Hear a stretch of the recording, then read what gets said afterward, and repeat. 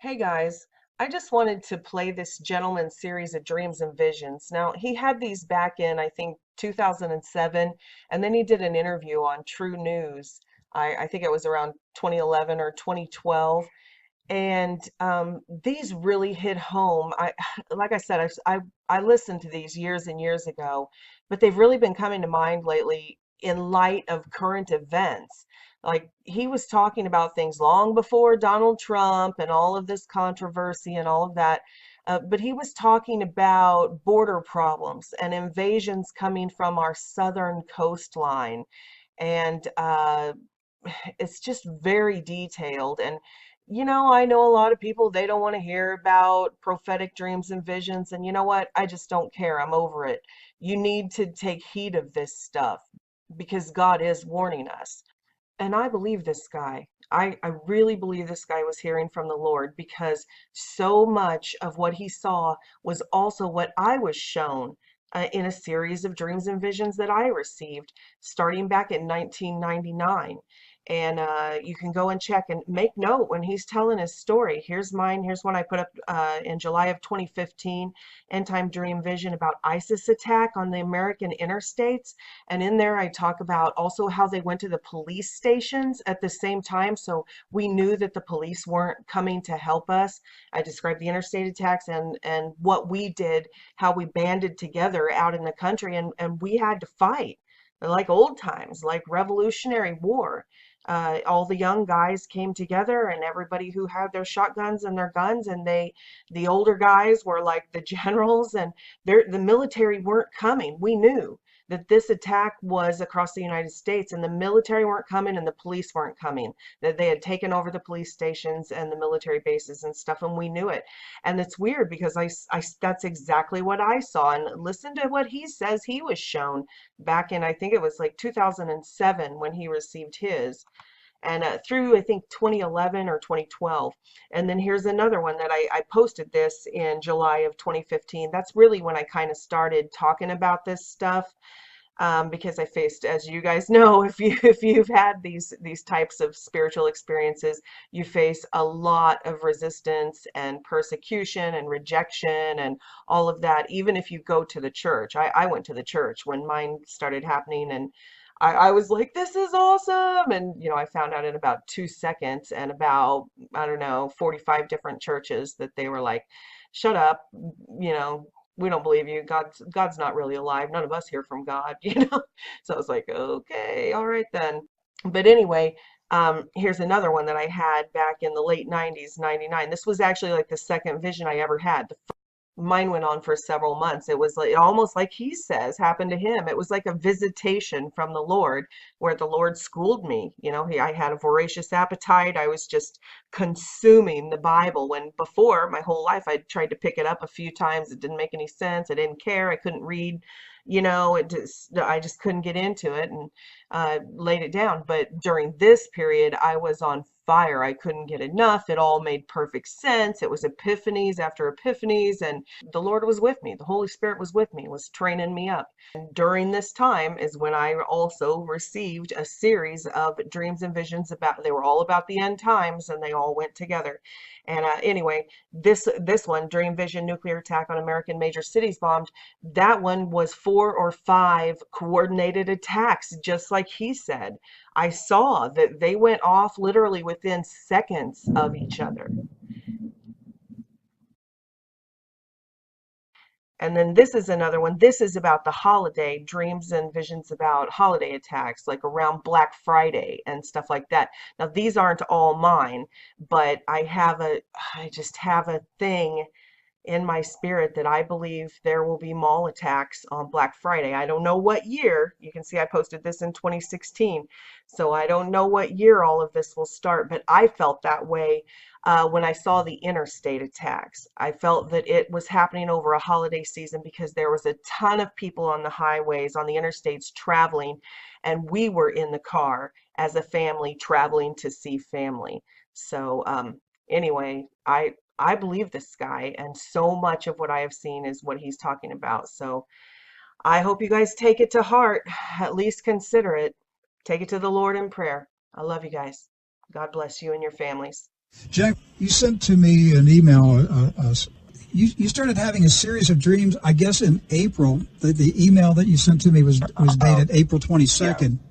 Yeah. It was actually, the dream started in February of 2007.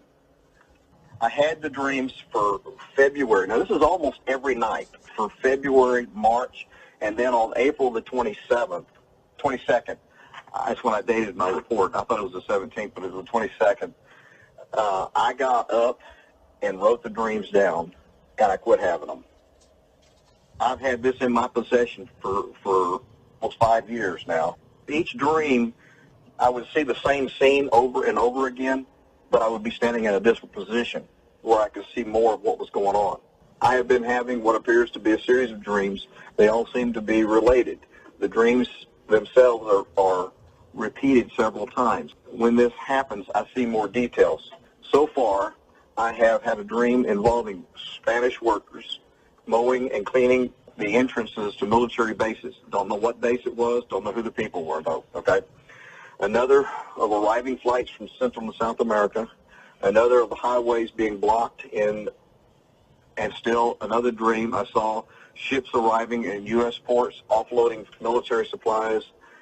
I also had dreams of crowded malls and hospitals and police stations and police substations. All these dreams are related, and I feel that they are all happening at the same time. What I'm seeing in my dream is an event that's happening entirely all the way across the United States, the southern United States, simultaneously in different time zones, and they've got it timed down to the exact minute for everything to start. I fear the time may be the day after Thanksgiving, because in March I feel that the dream may happen on Easter Sunday, but it passed.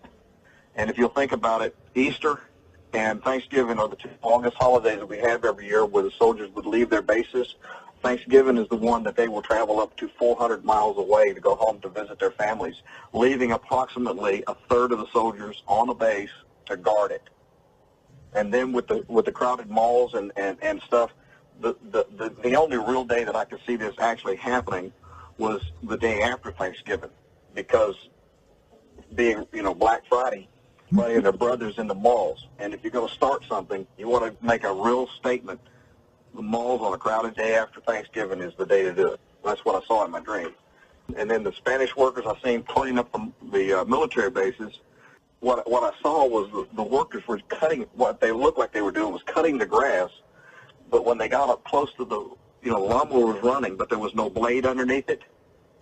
So they reached under a running lawnmower and pulled out a machine gun, took out the guards on the gate, and then put their gate guards on the gate, let the people that they wanted onto the military base and block the traffic.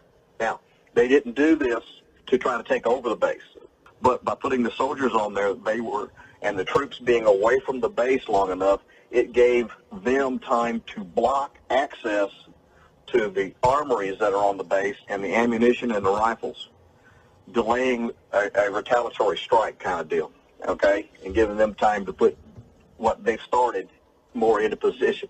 And when they took control of the gate, their goal in the dream was not to take over the base or attack the base, but to go in and simply block the armories. So when the soldiers were called up, they run out to the armories to get their weapons and their ammunition. They can't get to it. They're blocked for several hours until they get a response team in to retaliate. On the arriving flights, it was like a flight coming from Central America with no children and no old people on board the plane. They were all of military age and or military bearing. And as they deplaned off the airport, in an international airport, the first thing they have to do is they go to baggage claim, you get your baggage, and then you go to customs. And in my dream, I saw one or two people give them the papers, and they allowed them in. And then finally, they challenged one guy, so they said, "Let me see your bag." And when he opened it, man, it was full of all their weapons and everything they need to do what they did. And that's when gunfire broke out. And within like 15 to 30 minutes, the entire airports along the central South American area were under their control. And I sat through a Homeland Security briefing recently. They said that there's thousands of people of questionable origin coming across the border in mass. and you're looking at anywhere from 20 to 40,000 per month coming across, and it's a scary number. And if only 10% of those, only 10%, were actually military, and they're coming here as a sleeper cell, that's a lot of people. So they took over all the airports along the southwestern border. Yes, sir. From Florida all the way to California. The whole southern border. Yes, sir. Okay, so now the revolutionaries are in control of the airports on the southern border of the United States. They have disabled military bases inside the USA. What else did you see in these dreams? There are ships that were already docked at the port, ready to offload cargo.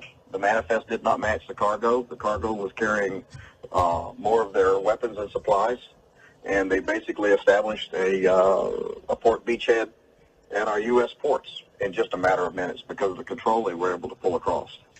Now, did you see this in each of these things happen in different dreams? Yes, sir. It was a series of dreams.